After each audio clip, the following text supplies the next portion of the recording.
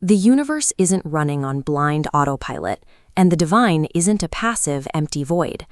According to the ancient Vedic texts, the Supreme is an active, living person who personally steps into our world when the cosmic balance tips too far into chaos. On Sri Rama Navami, millions of people observe the appearance of the Supreme Lord in the role of the ideal king and perfect human example. To understand Lord Rama, you have to understand the concept of the Rajarshi. A Rajarshi is a saintly king, a leader who holds absolute executive power while operating with the selfless devotion of a spiritual sage. This ancient standard stands apart from modern politics.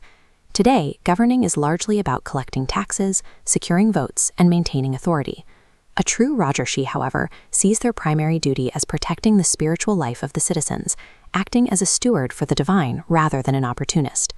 Lord Rama demonstrated this commitment on the eve of his own coronation.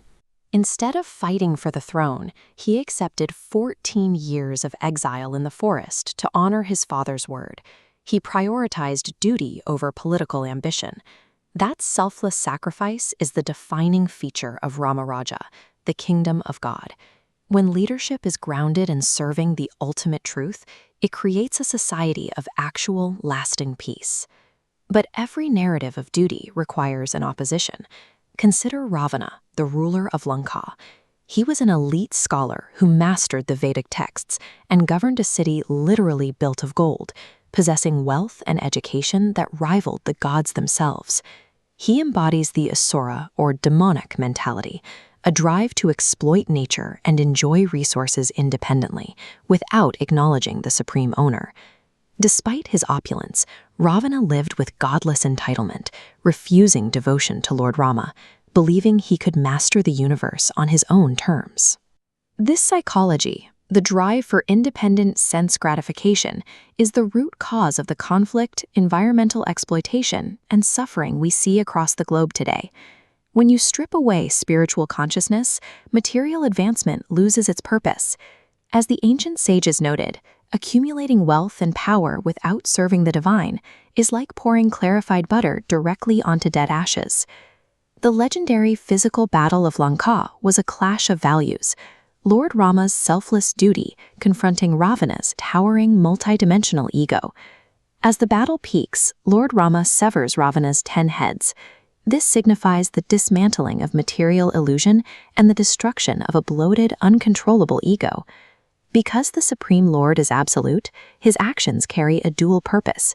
Striking down the demon is an act of protection for the innocent universe, and an act of spiritual liberation for the demon himself. God's decisive intervention shattered the illusion of the demonic mindset. It proves that the desire to be the supreme, independent controller of the world always ends in total ruin.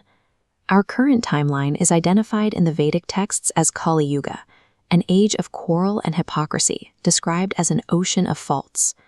The symptoms of Kali Yuga are specific: a decline in human lifespan, godless leadership, societal amnesia regarding spiritual values, and the widespread normalization of the asura mentality in daily life. Because of these chaotic conditions, ancient methods of spiritual elevation, like retreating to the forest for decades of silent meditation, are no longer practical or effective. Our battle today is no longer geographical. We aren't marching an army to Lanka. Instead, we are fighting the Ravana of greed, pride, and godlessness operating inside our own minds.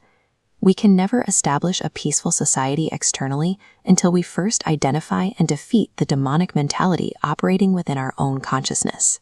Despite the overwhelming faults of Kali Yuga, the ancient texts prescribe a powerful boon designed specifically to cut through the chaos of this age.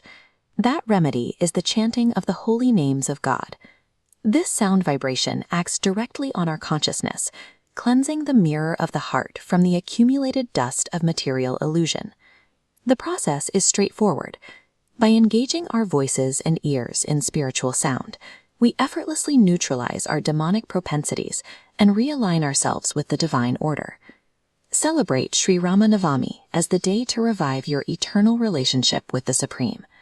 By taking up the weapon of the Maha Mantra, the great chant for deliverance, we conquer our internal demons and enthrone Lord Rama eternally as the true king of our hearts.